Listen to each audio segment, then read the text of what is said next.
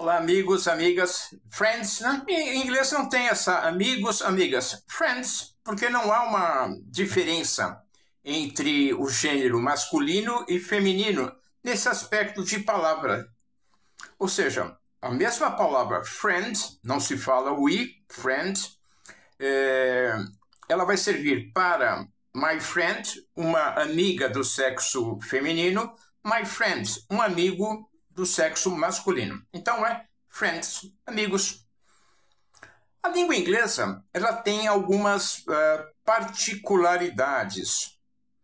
Essas particularidades que a fazem ser diferente, por exemplo, da nossa língua portuguesa, nossa língua mãe, causam estranheza em nós, todos que vamos aprender uma língua.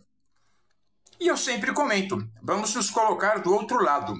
Um americano, um inglês, um australiano, todos aqueles que falam inglês, aprendendo português.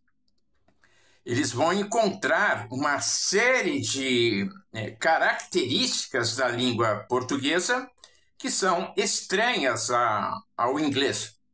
Como eu falei, já que o inglês não tem, na maioria dos casos, palavras específicas para o gênero masculino e o gênero feminino, como é o caso da palavra friend.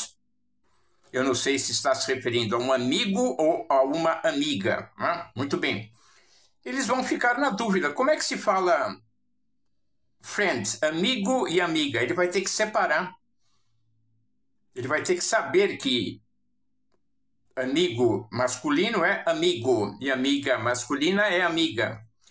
E aí dá toda uma dificuldade em usos de artigos definidos um amigo, uma amiga. Ou seja, ele vai encontrar uma série de dificuldades, de características da língua portuguesa que são vistas por nós, falantes nativos do português.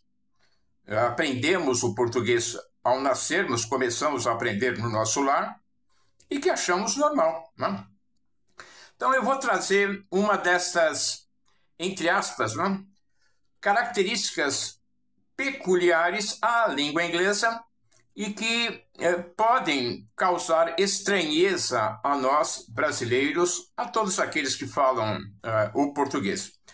É a ordem substantivo, adjetivo encontrada no português, que é invertida no inglês. O inglês, por regra, há exceções, assim como há também no português, ele mantém uma ordem de sequência de palavras inversa ao português. Vamos aos exemplos.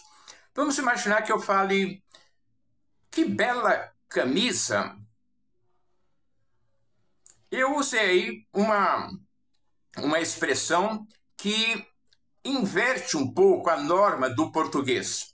Quando eu falo, por exemplo, uma camisa bela, uma camisa azul, eu estou primeiro me referindo ao substantivo camisa. O que é um substantivo? É uma coisa que nós entendemos em si mesma, ela tem um valor em si mesmo. Se eu falar camisa, cavalo, o irmão, a irmã já fazem uma ideia do que é uma camisa e um cavalo. Mesmo que não seja uma camisa igual ao que eu estou pensando, mas ela já tem uma substância própria para poder gerar no cérebro que recebe a informação do irmão, da irmã, uma imagem bem aproximada de uma camisa, do substantivo. Muito bem.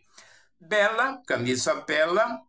O que é bela? Ela qualifica a camisa, ela dá uma qualidade, que pode ser positiva ou negativa. Eu poderia ter falado camisa feia, né? Então seria uma camisa, substantivo, feia é um adjetivo que dá uma característica negativa à camisa. Muito bem. O inglês, como regra, ele vai dizer o seguinte: a beautiful shirt. Beautiful shirt. Enquanto nós dizemos camisa bela, ele diz bela camisa. Beautiful shirt. Vamos imaginar um outro caso. Por exemplo, uma calça marrom.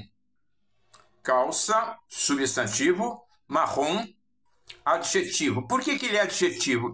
Ele define alguma qualidade positiva ou negativa daquele substantivo calça. Então, eu já tenho uma ideia um pouco diferente. É uma calça marrom. E o inglês vai dizer marrom calça. Ou seja, brown, marrom, calça, trouser. Trouser. Tá? Então, o que ele faz? Não porque ele veja a língua portuguesa e inverta. Não, não é bem assim. Ele tem uma ordem própria. A língua inglesa tem uma ordem própria de elaboração das frases. E, no caso, quando acontecer desta adjetivação, desta qualificação negativa ou positiva, por exemplo, em relação a determinado substantivo, ele vai inverter, porque isso é natural à língua inglesa. A língua inglesa é uma língua moderna, assim como o português, mas que tem uma origem bastante diferente da língua do português. Quando nós dizemos que é uma língua moderna, significa que ele é uma língua nascida, né, a partir do que se convencionou chamar Idade Moderna, um pouco antes do que isso. A Idade Moderna é colocada como do descobrimento da América, como é que eu poderia chamar? É um facilitador para identificar o que é anterior e o que é posterior à modernidade, mas não, a gente sabe que o inglês vem um pouquinho antes, o português bem antes do que o inglês, e eles vão encontrando características próprias que vão formar a língua daquela maneira. Agora, o que é mais importante é que, por exemplo, vamos imaginar que você seja uma pessoa bilíngue, que você fale inglês, fale o português. Então, quando você for falar camisa amarela, por exemplo, a camisa amarela, automaticamente o seu cérebro já estará acostumado e nem vai pensar nisso, ele vai dizer amarela camisa, yellow shirt em inglês. Né? A blue suitcase, né? Uma pasta, uma mala azul. Então, toda essa preocupação, ela para na medida em que você exercita bastante isso, você vai falar e ouvir bastante isso, e você vai resolver esse tipo de inversão que a língua inglesa tem em relação ao português. Eles vão considerar normal o uso do adjetivo antes do substantivo, e nós vamos considerar anormal esse uso dos ingleses. E aí nós reclamamos. Mas não podemos reclamar, e sim entender que a língua é assim e procurar nos adaptar a ela. Como é que a gente se adapta? Praticando, escutando, mesmo se você não entenda, né? Tem vários exercícios aí do Bible Friend para você praticar, né? Que você vai falar e normalmente o seu cérebro já vai fazendo as adaptações todas. Né? Ele já vai se acostumar com a ordem. Estou falando em português, é a ordem substantivo adjetivo. Am I speaking in English? Estou falando em inglês? Then the order is the adjective and the noun. E aí a ordem é o adjetivo e o noun. Né? Ou seja, eu faço a conversão para o inglês sem me preocupar, porque é natural para mim após tantos anos de prática. Tá bom? Então vale a pena pensar um pouquinho nisso.